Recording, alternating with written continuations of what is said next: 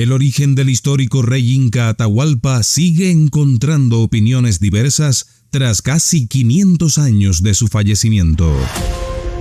De quién fue su padre no existe la menor duda. No obstante, la controversia comienza cuando se trata del origen materno del último inca. ¿Quién fue su madre? ¿Por qué genera tantas opiniones este tema? Hoy viajaremos por la historia para conocer las diferentes versiones que se han manejado por diferentes cronistas e historiadores. Pero antes, nos ayudas mucho regalándonos un like a este video y suscribiéndote al canal. Nada te cuesta y para nosotros es de gran valor para continuar creando contenidos como este. Ahora, vamos a la historia.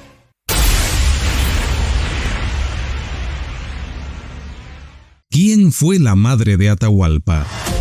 Cuando se trata de hechos históricos de los que no existen pruebas fehacientes, se corre el riesgo de cometer errores, motivados por inclinaciones emocionales con respecto al hecho en sí, al lugar donde nos gustaría, en lo personal, que hubiera ocurrido, u otros aspectos vinculados con cuestiones ideológicas y de nacionalismos, pues, como en el caso del tema que tratamos hoy, solo existen evidencias testimoniales, o sea, relatos de cronistas que, de hecho, entre ellos mismos, se contradicen. Saber hoy quién fue la madre de Atahualpa requiere que hagamos un desglose pormenorizado de aquellos cronistas que escribieron al respecto. Por ejemplo, Juan de Betanzos afirmó que Atahualpa era cusqueño. Escribió que Atahualpa nació en Cusco, mientras su padre se hallaba en campaña en el Contisuyo.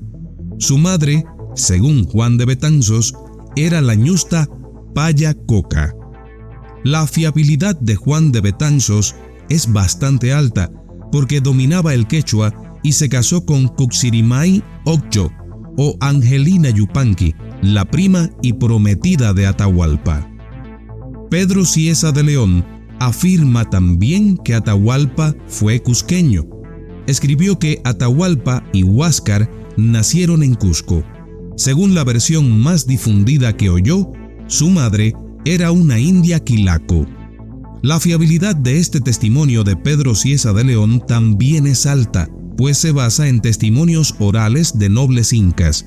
Ha sido llamado el príncipe de los cronistas españoles. Por su parte, Francisco López de Gómara planteó que Atahualpa era quiteño. Dijo que la madre de Atahualpa era una quiteña. La fiabilidad, por su parte, de Francisco López de Gómara es baja porque nunca estuvo en Perú y solo reproduce información de otros cronistas. Veamos qué dijo Pedro Sarmiento de Gamboa. Dijo que Atahualpa era cusqueño y que la madre de Atahualpa fue Toctococa, del linaje Hatun Ayllu. La fiabilidad de Pedro Sarmiento de Gamboa es alta porque consultó personalmente a los nobles cusqueños con los que Atahualpa tenía muy buena relación. Inca Garcilaso de la Vega, por su parte, planteó siempre que Atahualpa era quiteño.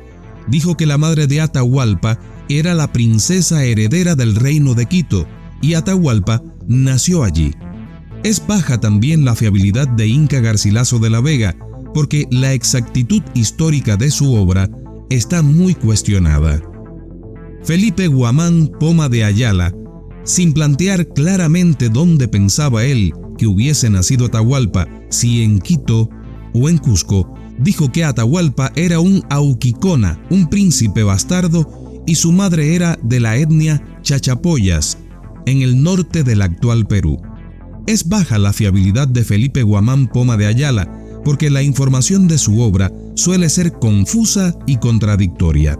Juan de Santa Cruz Pachacuti dijo que Atahualpa fue cusqueño, que la madre de Atahualpa era la ñusta Tocto Ocyo Coca, que Atahualpa nació en Cusco antes de que Huayna Cápac viajara al norte.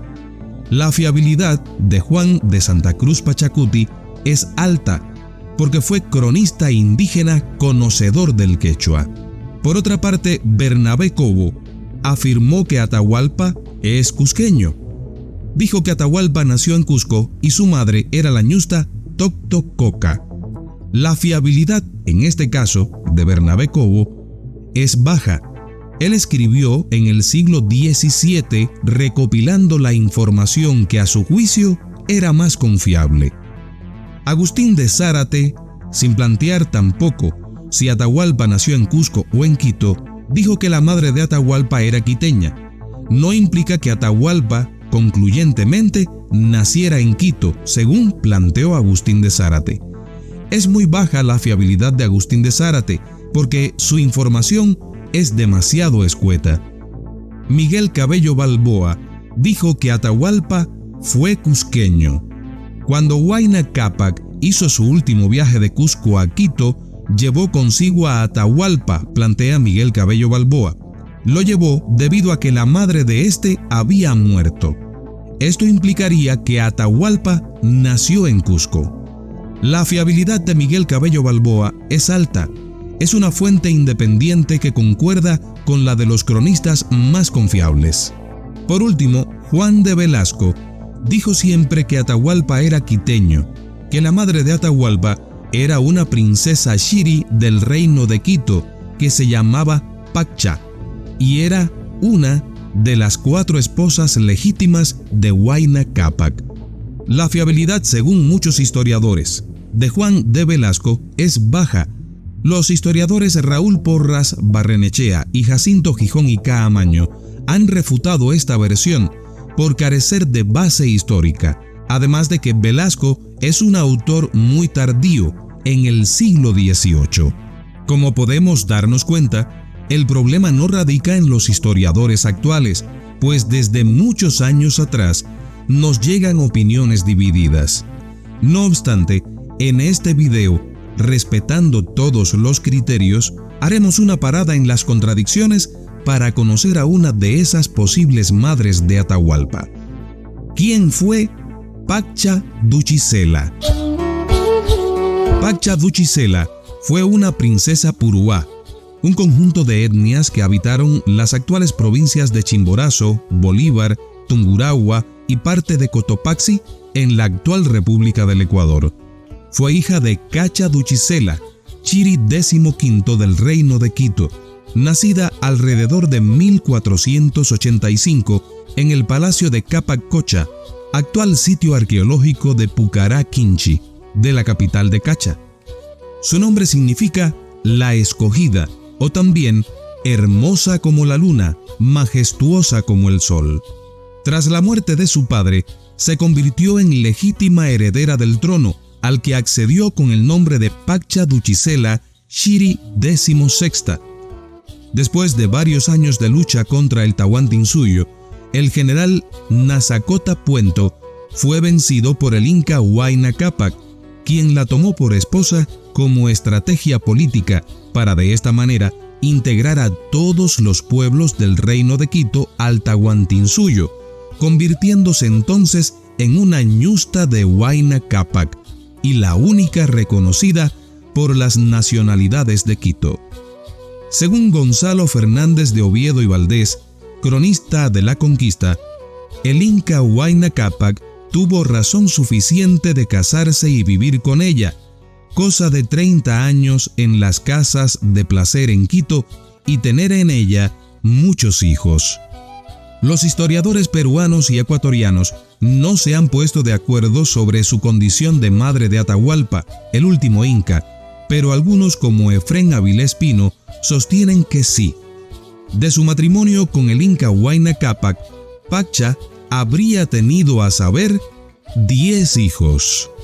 Paccha Duchicela murió en 1525 en la ciudad de Quito, muy probablemente en alguno de los palacios de la llamada Segunda Capital Inca. Es muy difícil encontrar un consenso entre los historiadores de hoy sobre la verdadera madre de Atahualpa. ¿Qué opinas tú? ¿Qué teoría y de qué historiador conoces? Comenta y háznosla saber.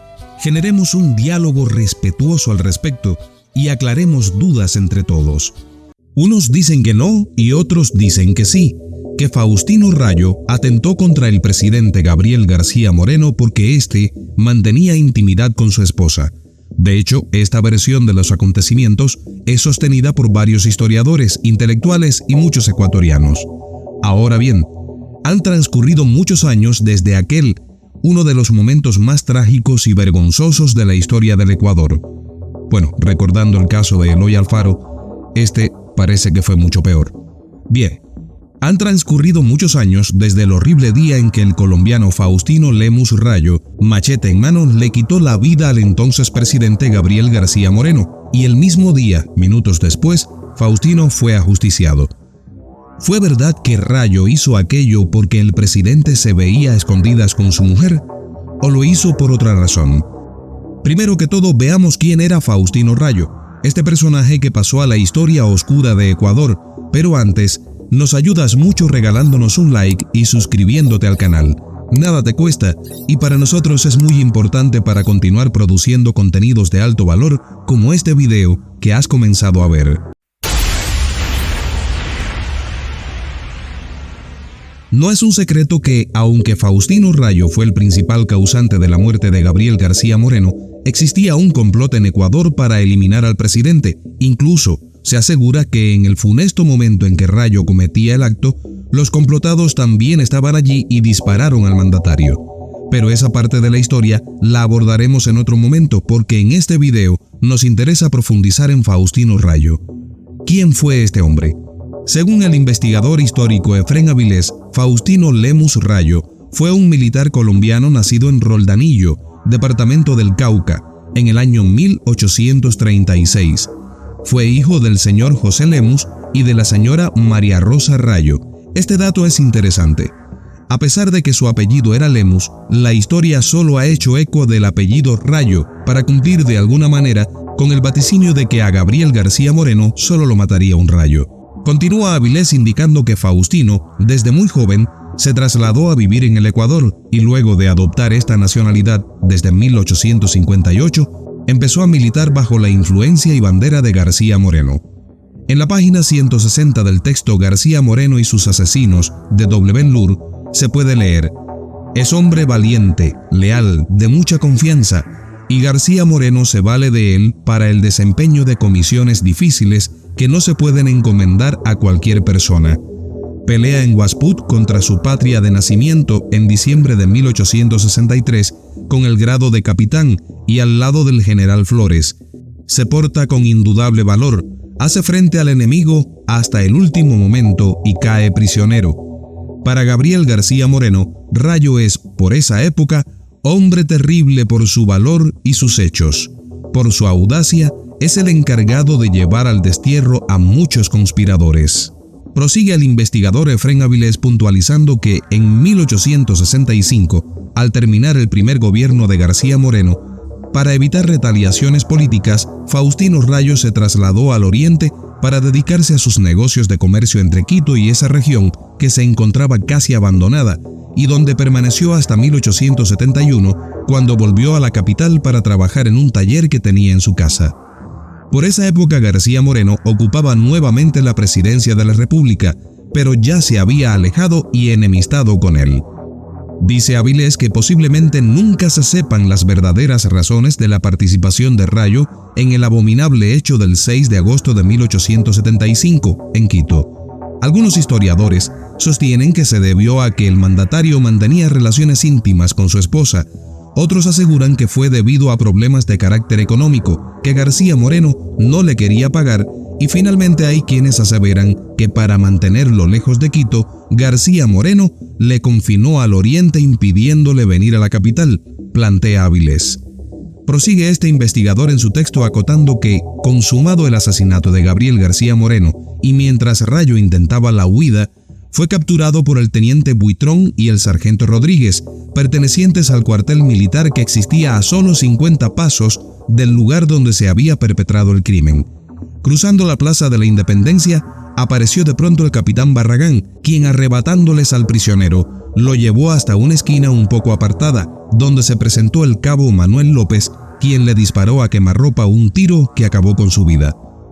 Este hecho confirma de alguna manera, plantea Avilés, que el cuartel militar, que estaba bajo el mando del general Francisco Javier Salazar, era parte del complot o al menos sabía de él, pues además de no acudir en ayuda del mandatario con la muerte violenta de Rayo, se impidió que éste pudiera hacer declaraciones que hubieran podido comprometerlos. Hago un paréntesis para decirte que en la descripción de este video aparecen los enlaces de las fuentes consultadas para la realización del mismo. Continúo señalando que el hecho de que la esposa de Faustino Rayo tuviese un hijo meses después de la supuesta infidelidad cometida con García Moreno, hijo que solo tenía 8 meses en el momento de los macabros acontecimientos, ha dado pie para que muchos, en aquella época, incluso en la actualidad, afirmen que el hijo de Mercedes no era hijo de Faustino Rayo, sino de Gabriel García Moreno. El 5 de marzo de 2015, Ramiro Díez publicó en el diario El Telégrafo un trabajo en el que dice que en el año 1935, Velasco Ibarra, presidente de ese entonces en Ecuador, durante su visita al Hospital Mental San Lázaro en Quito, vivió una experiencia preñada de historia y de sorpresa. Plantea que en el patio de los enfermos más centrados en años y más pacíficos, el médico acompañante le señaló a uno de los pacientes y le dijo a Velasco Ibarra: «Mírelo bien y dígame quién es». Velasco Ibarra palideció, se acercó al hombre que lo miraba desde un silencio imperturbable y se restregó los ojos sin creer lo que estaba viendo. «No puede ser», dijo Velasco Ibarra.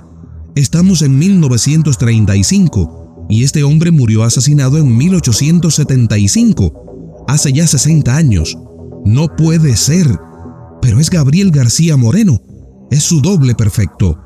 El médico le aclaró: «Sí, es el doble perfecto de García Moreno, pero no es su hijo, por lo menos no su hijo legal. Es el hijo de Faustino Rayo, el asesino de García Moreno».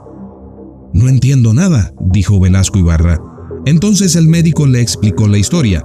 Faustino Rayo, el colombiano que mató a García Moreno, llegó a Ecuador en una época convulsa. Allí tomó las armas y se convirtió en hombre de confianza de García Moreno, famoso por su fanatismo religioso. Entre las devociones de García Moreno estaban las mujeres, sin importar que fueran casadas o ajenas, con tal de que fuesen bellas. Y Faustino Rayo estaba casado con una colombiana que cortaba la respiración. Cuando García Moreno la descubrió, decidió que Rayo debía adelantar misiones de extraordinaria importancia, pero no en Quito, sino en el oriente ecuatoriano, metido en lo más inhóspito de la selva durante meses y meses. Entonces la esposa de Faustino Rayo quedó en embarazo y nació un bebé al que bautizaron José María y sobre el que Faustino Rayo tuvo dudas. Entonces llegaron las conspiraciones políticas y Rayo, lleno de decisión, de rabias y sospechas, comandó la acción para terminar con la vida del presidente. Plantea este periodista que Rayo repetía: «Muere, maldito jesuita hipócrita», mientras descargaba los machetazos fatales sobre el tirano. García Moreno y Rayo murieron ese mismo día. A la mujer de Rayo la llevaron a la cárcel con su hijo recién nacido. Ese niño con los años cambió su apellido Rayo por el de su abuelo Lemus para evitar ser reconocido, pero nunca pudo cambiar en su rostro el delator parecido con García Moreno. Hasta aquí este trabajo de Ramiro Díez en el diario El Telégrafo del 5 de marzo de 2015, que si quieres consultar, tienes el enlace en la descripción de este video. Ahora bien, en el año 1958, el periodista Pedro José Arteta entrevistó a Faustino Rayo Carpio, hijo de Faustino Lemus Rayo. El hijo de Rayo, o bueno, de García Moreno, no sabemos exactamente, tenía 83 años y dijo que, según su madre, él no se parecía a su padre. También por esa época, el periodista del Telégrafo César Pérez lo entrevistó. Rayo Carpio negó que García Moreno hubiera sido compadre de su papá. Dijo que éste lo conocía, pero no su madre. El periodista le pregunta: ¿por qué cree usted que su papá lo mató? A lo que Rayo Carpio respondió: creo que sería por asunto de negocios en el oriente y don García Moreno, según me contaba mi mamá, le prohibió la ida. Esa prohibición le obligó a quedarse en Quito desde 1871. Vuelve entonces a interrogar al periodista: ¿por qué cree que la guardia del cuartel no acudió enseguida a defender al presidente, a pesar de estar a pocos pasos del lugar en que sonaron los disparos? Y Rayo Carpio responde: supe que había habido un complot con la guardia de la artillería, que por eso no hicieron nada. El periodista menciona entonces la acusación de que su madre habría sido amante de García Moreno y que por ello el presidente había confinado al padre en el oriente, a lo que responde Rayo Carpio: ninguna de las dos cosas es verdad. Cuando el entrevistador alude que se dice que él sería hijo de García Moreno, afirmó que aquello es una infamia. Podríamos citar cientos de investigaciones y aseveraciones más, como por ejemplo aquella que dice que el hijo de Rayo, años después, afirmaría que su padre asesinó a García Moreno por resentimiento al haberlo despojado de la gobernación del Napo. Pero se haría demasiado extenso este video y ese no es el propósito. ¿Qué historias conocías tú sobre Faustino Rayo y Gabriel García Moreno? ¿Crees que realmente el presidente mantenía amoríos ocultos con la esposa de Rayo? ¿O crees que existieron otros motivos para que el colombiano atentara contra Moreno? Te leo en los comentarios. Todos los países tienen sus seres mitológicos, seres de leyendas que cambian de forma con el país del relato, y Ecuador no se queda atrás. De estos personajes resaltan los duendes, que cada país tiene el suyo con carácter legendario. Hoy zarpamos en un viaje por la historia del más popular de estos seres en Ecuador, el Chuzalongo. Pero antes, nos ayudas mucho si nos regalas un like en este video y te suscribes al canal. No te cuesta nada y para nosotros tiene mucho valor para llegar a más personas, con videos interesantes e importantes como este que comenzaste a ver. Los relatos mágicos del Ecuador perduran hasta nuestros días. Para muchos son leyendas que describen la tradición oral de las comunidades. Para otros, aún son formas de entender lo que consideran inexplicable. En ese contexto de tradición y leyendas, aparece un personaje que atemoriza por su aguda mente, por libidinoso y por sus rarezas. Se trata del Chuzalongo, una entidad conocida en los Andes ecuatorianos y en algunos sectores de la costa del país. Su nombre viene de dos vocablos quichuas: Chuza, que significa pequeño, y Longo, que se traduce como niño. Según el doctor en Historia de América Fernando Hidalgo Nistri, al Chuzalongo se le ha descrito casi por unanimidad como una especie de gnomo o duende que habita en los bosques, en las alturas de los páramos, en la profundidad de los ojos de agua o de las quebradas solitarias. El rasgo más característico es su estatura, que según el decir de los testigos no pasa del metro, de acuerdo a su texto publicado en la revista Diners. Hidalgo Nistri señala que a este ser también lo describen como un ser peludo. Hay quienes aseguran que tiene unas orejas que le salen de los hombros y hasta dicen que hay un Chuzalongo que anda con los pies al revés. La Real Academia de la Lengua Española define al Chuzalongo como un enano que ataca en el campo a las mujeres y que pertenece a la tradición mítica popular ecuatoriana. El libro Mitos y Leyendas Latinoamericanas indica que el Chuzalongo vive en las montañas. El protagonista de esta leyenda tendría larga cabellera, tez blanca y ojos celestes, pero tiene el poder de transformarse en un horrible monstruo. Los relatos coinciden en que puede manipular, en que actúa con maldad y con picardía, que puede desaparecer o aparecer a voluntad. El Chuzalongo tiene poderes mágicos, según los relatos orales y escritos. Al ser un personaje de la tradición oral, su origen no está bien definido, así como su representación y actuaciones. Ligia Chacazaguay y Miriam Villalba, en su proyecto de grado publicado por la Universidad Nacional de Chimborazo, entrevistaron a dos mujeres que relataron lo que sabían de este mítico personaje. Una de ellas dijo que el Chuzalongo era un hombre que medía 1 metro de estatura, con una edad aproximada de 40 años. Su aspecto físico era totalmente desagradable y acostumbraba a entrar en las noches a las casas de mujeres que vivían solas, que eran jóvenes y de cabello largo para abusar de ellas.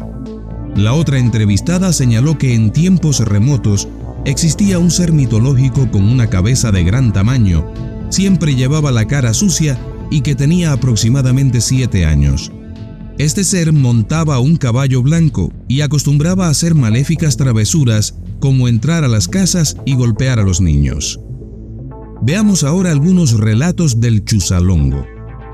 En tiempos lejanos, una valiente joven desafió las advertencias de su abuelo y se aventuró hacia las montañas al amanecer.